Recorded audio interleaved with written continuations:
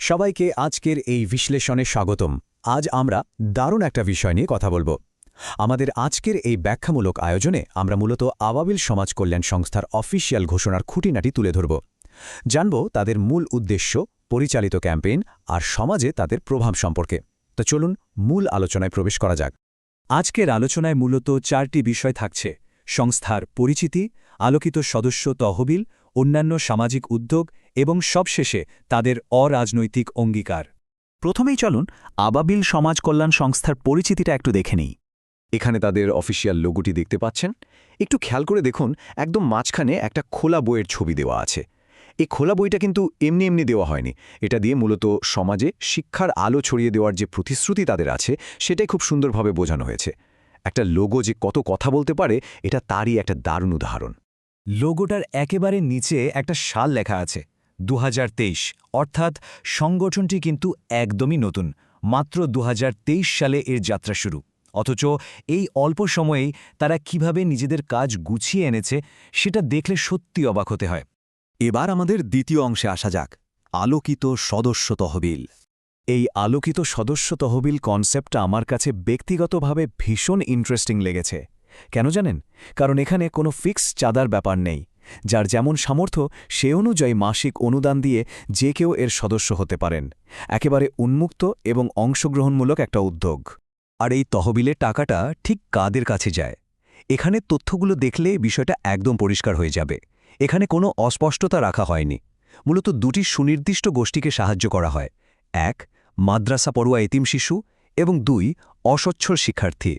আগের পয়েন্টটার সূত্র ধরেই যদি বলি, তহবিলের টাকা কোথায় খরচ হচ্ছে তার একেবারে স্পষ্ট একটা হিসেব তারা দিয়েছে।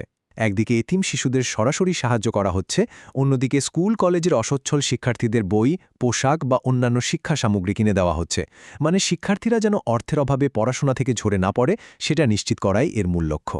আমাদের আলোচনা তৃতীয় ভাগে থাকছে তাদের অন্যান্য সামাজিক ও মানবিক উদ্যোগ। তাদের কাজগুলো তো অনেক, তাই বোঝার সুবিধার জন্য এই অংশে আমরা তাদের উদ্যোগগুলোকে মূলত 3টি ক্যাটাগরিতে ভাগ করেছি: স্বাস্থ্য, সামাজিক সচেতনতা এবং পরিবেশ। এভাবে সাজিয়ে দেখলে খুব সহজেই বোঝা যায় যে সমাজের একদম শেকড় পর্যায়ে তারা কতটা বিস্তৃতভাবে কাজ করছে। প্রথমেই যদি স্বাস্থ্য খাতের কথা বলি, তারা অসহায় পরিবারগুলোকে টিউবওয়েল বসিয়ে দিচ্ছে, যাতে বিশুদ্ধ পানির মতো একটি মৌলিক অধিকার নিশ্চিত হয়। পাশাপাশি স্বেচ্ছায় রক্তদান কর্মসূচির মতো দারুণ সব উদ্যোগও তারা নিচ্ছে। সামাজিক সচেতনতার দিকটাও কিন্তু তারা এড়িয়ে যায়নি। আমাদের সমাজের রন্ধ্রে রন্ধ্রে যে যৌতুক প্রথা কিংবা মাদকের মতো সমস্যাগুলো আছে, সেগুলো দূর করতে তারা মানুষকে সচেতন করছে। অপরাধমূলক কাজ থেকে যুব সমাজকে দূরে রাখারও একটা বড় চেষ্টা তাদের আছে। আর সবশেষে পরিবেশের প্রতি দায়বদ্ধতা।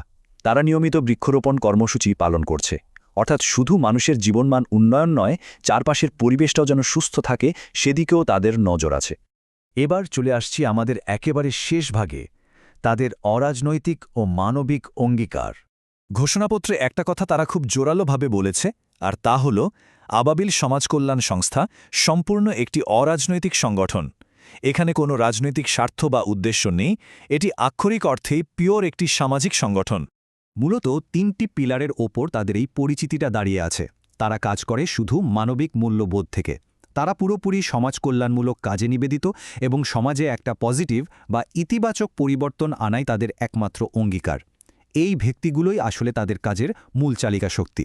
ঘোষণাপত্রের একটা লাইন আমার খুব ভালো লেগেছে। তারা বলছে, আপনার ছোট্ট অবদান একজন এতিম শিশুর মুখে হাসি ফুটাতে পারে, একজন শিক্ষার্থীর পড়াশোনা চালিয়ে যেতে সহায়তা করতে পারে এবং সমাজে ইতিবাচক পরিবর্তনের সূচনা করতে পারে। সত্যিই তো, ছোট্ট ছোট্ট উদ্যোগগুলোই তো বড় কোনো পরিবর্তনের সূচনা করে, তাই না?